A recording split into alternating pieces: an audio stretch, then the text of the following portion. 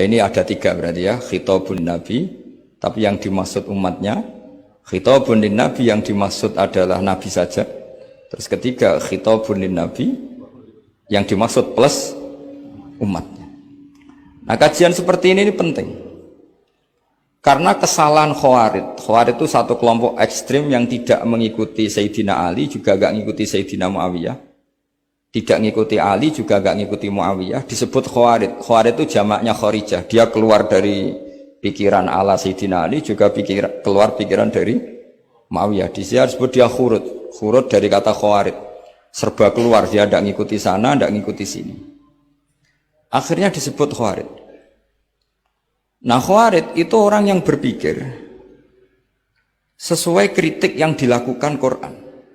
Tapi mereka lupa bahwa yang punya otoritas kritik itu Allah. Karena yang kalau boleh sama-sama terganggu, kerajaannya itu hanya Allah. Gini saya beri contoh ya. Yang punya hak ketika sepeda motor saya kamu pakai, yang punya hak menentukan itu gasap apa pinjam itu saya apa orang lain? Saya.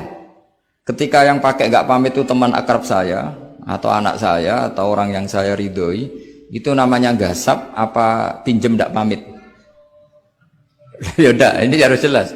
Tadi pagi saya ngaji direktorat, saya bilang di fikih itu ada istilah ulima ridhohu, sesuatu tidak pamit formal tapi sudah diketahui ridhonya. Makanya di fikih ada bab namanya mu'atoh, tadi pagi saya terangkan ya.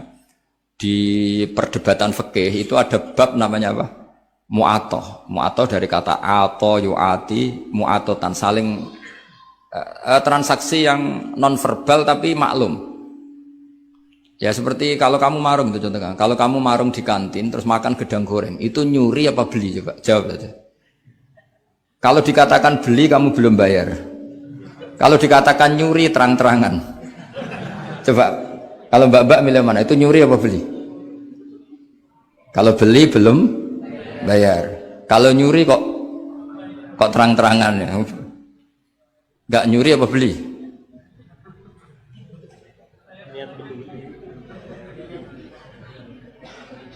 Jadi ada gedang goreng di warung, kamu datang langsung makan, ada kerupuk dimakan, ada telur asin dimakan. Itu nyuri apa beli? Nah, itu kalau orang fikih dibabkan kitabul bai'il mu'atoh, akad beli lewat jalur mu'atoh. Menurut Imam Abu Hanifah seperti itu dikatakan beliau pakai dalil al-adat muhakamah, bahwa adat itu berposisi seperti hukum. Karena posisi di warung, maka ngambil di situ dianggap memulai akad jual beli. Tapi karena ini sesuatu yang potensi masalah, Imam Syafi'i mengatakan itu enggak baik, enggak sah. Karena nanti kalau asumsi kamu gedang goreng itu 1.000, ternyata diregani 5.000 kan mangkel. Nah itu resikonya di situ, ya kan? Tapi kalau misalnya itu dikatakan, makanya Imam Syafi'i mengatakan itu profesional.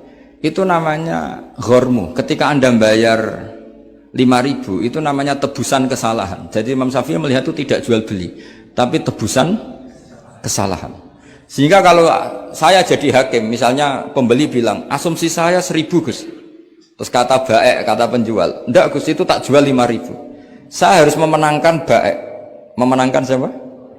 Penjual. Karena penjual adalah pemilik gedang goreng itu. Dan posisi yang makan adalah perusak barang orang lain. Gitu. Sehingga dimenangkan penjual. Ya, dimenangkan penjual.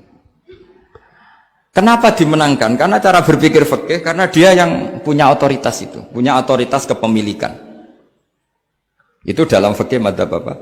Syafi'i. Nah, itu penting dalam analogi surga dan neraka. Orang Khawarij itu kalau ada orang dosa, itu dikatakan sudah tidak Islam lagi, dia sudah keluar dari Islam. Orang dosa itu wajib disiksa oleh Allah. Mereka bilangnya ya wajib. Dalam kelompok Islam itu ada kelompok namanya Khawarij, orang yang sangat ekstrim dalam berpikir. Dia mengkafirkan orang yang melakukan dosa apa? Besar, dihukumi kafir. Tapi pendapat ahli sunnah enggak, orang dosa besar ya dosa saja, tapi enggak usah dihukumi kafir. Kenapa? Cara berpikir ahli sunnah, surga neraka itu milik Allah. Kalau yang punya saja tidak apa-apa, ngapain Anda yang ribet? Yang punya surga neraka itu Tuhan, dan Tuhan memanggil-manggil orang yang salah itu disuruh tobat. Anibu ila rabbikum, wahai hambaku yang berlebihan, yang masih dosa, ayo kembali ke saya. Kapan saja kembali ke saya tak terima. Sehingga dalam mazhab ahli sunnah, otoritas khitab, otoritas kepemilikan yang berhak ya yang punya, orang lain itu nomor 2.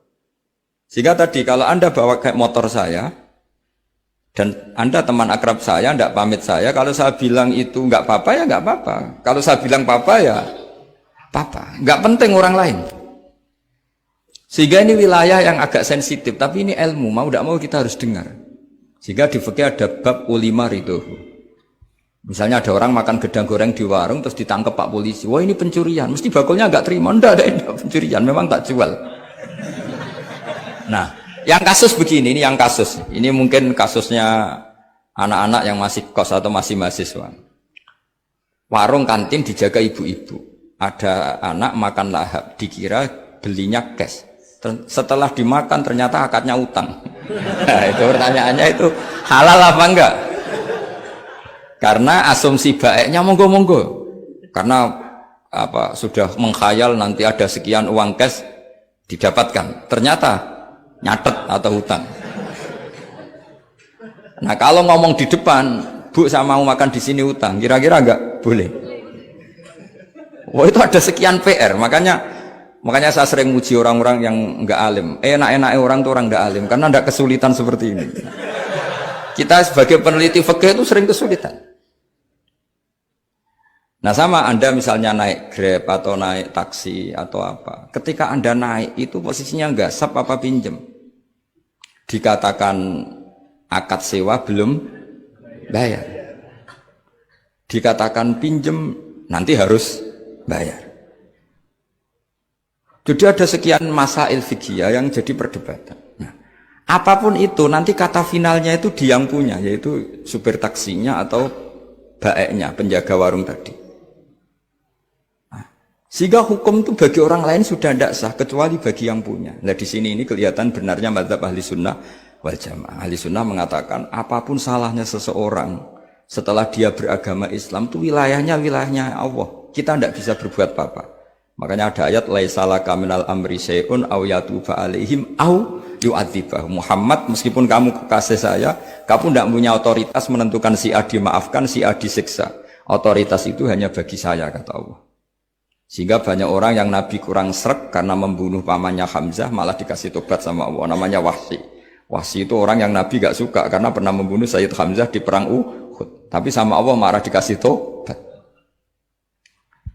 Sa'labah yang sering ibadah di masjid, sering iktikaf, saking seringnya ibadah itu sampai digelari hamamatul masjid, merpatinya masjid.